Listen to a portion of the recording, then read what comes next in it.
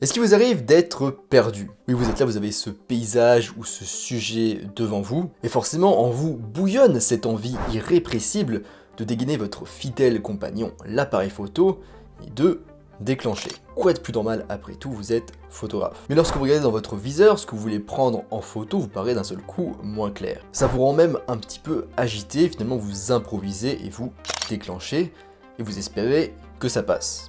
Pour éviter ça, aujourd'hui, je vais vous parler de 5 questions à se poser avant de prendre une photo. Bien sûr, la photo ne se résume pas à 5 questions, c'est pas non plus forcément évident de se poser ces questions, d'avoir le temps, mais c'est plus, on va dire, un état d'esprit. Avec le temps, ça va être beaucoup plus rapide de se poser ces questions et d'y répondre. Mais c'est un bon début et ça va vous permettre d'améliorer vos photos. Allez, en avant, bien gant.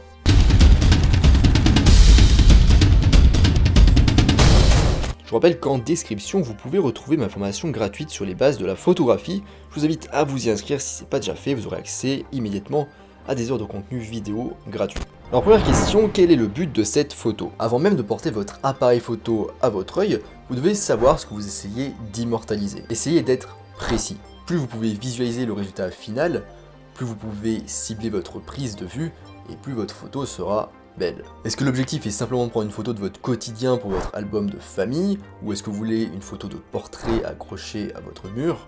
Est-ce que c'est une photo de paysage? Est-ce que vous voulez prendre un sujet particulier en photo? Est-ce que c'est une photo de détail, une photo d'un objet, une photo un petit peu de rue comme ça, de reportage? Et réfléchissez également à ce que vous voulez montrer avec cette photo. Que doit-elle inclure et que ne doit-elle pas inclure? Soyez précis et honnête dans votre intention. Question numéro 2, du coup, d'où vient la lumière? Vous devez utiliser la lumière disponible de manière à flatter votre sujet. Bien qu'on puisse faire beaucoup de choses en post-traitement, je l'admets, on ne peut pas vraiment réparer une exposition incorrecte. On peut juste un petit peu la corriger ou l'ajuster. Prêtez attention à la manière dont la lumière frappe votre sujet. Une lumière de face peut estomper les détails, une lumière de côté peut les faire ressortir, et une lumière venant de derrière peut permettre de faire des silhouettes. Placez votre sujet en plein soleil ou à l'ombre. Utilisez une lumière dure ou une lumière douce. Est-ce que la lumière est répartie de manière homogène dans votre scène ou est-ce qu'il y a des petits trous de lumière ou des poches d'ombre?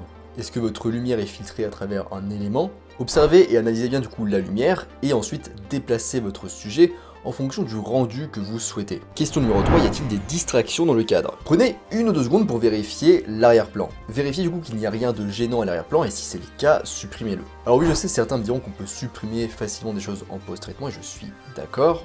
Alors déjà, certaines retouches peuvent être compliquées, notamment s'il y a des éléments qui sont confondus avec votre sujet. Puis il n'y a pas que ça, c'est surtout que c'est une grosse perte de temps, alors que sur le terrain, on aurait juste pu se décaler un petit peu et s'épargner toute cette peine. Et ça n'aurait pris que quelques secondes. Alors, si l'arrière-plan est trop chargé mais qu'il vous permet d'obtenir la lumière que vous souhaitez, dans ce cas, essayez de prendre votre sujet en contre-plongée pour un petit peu simplifier l'arrière-plan, ou éventuellement aussi vous pouvez un petit peu ouvrir du coup votre ouverture pour estomper un petit peu l'arrière-plan, mettre un petit peu de flou en arrière-plan, en ouvrant par exemple entre F4 et F5.6. Question numéro 4, quels paramètres dois-je utiliser? Bien sûr, vous devez régler votre fameux triangle d'exposition, donc avec l'ouverture, les ISO et le temps de pause, pour du coup que votre posemètre il indique 0, donc que ça soit exposé correctement, donc votre posemètre interne. Je rappelle quand même que théoriquement c'est pas ce qu'il y a de plus précis, ce qu'il y a de plus précis c'est le posemètre externe, mais c'est plus réservé du coup aux professionnels, aux personnes très investies dans la photo. Et du coup au-delà de l'exposition, est-ce que je veux plutôt une grande profondeur de champ ou une faible profondeur de champ? Est-ce que je veux plutôt figer le mouvement ou est-ce que je veux plutôt capturer des traînées de mouvement? D'ailleurs, parfois on oublie aussi d'autres réglages qui peuvent être très intéressants pourtant, comme le mode de mesure d'exposition, avec notamment le mode de mesure spot qui peut être très intéressant.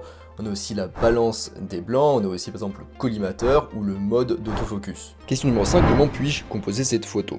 Si vous avez encore le temps après toutes ces questions, essayez de réfléchir à quel outil de composition vous souhaitez utiliser. Si vous débutez ou même que vous voulez juste pas trop vous prendre la tête, en général la règle des tiers fonctionne très bien. Si vous êtes quelqu'un de plus avancé dans la photo et que la règle des tiers commence un petit peu à vous ennuyer, dans ce cas cherchez des choses un peu plus avancées. Comme par exemple la spirale dorée, le framing, l'espace négatif, la symétrie ou encore les lignes directrices. Et plein d'autres choses encore dont je parle notamment dans la formation gratuite que je vous laisse toujours en description. Donc une fois l'outil de composition choisi, faites les ajustements nécessaires sur le terrain pour obtenir la composition souhaitée. On arrive du coup à la fin de cet épisode de Photomaniac sur quelques questions à se poser avant de prendre une photo. Je rappelle qu'en description vous pouvez toujours accéder à ma formation gratuite sur les bases de la photographie.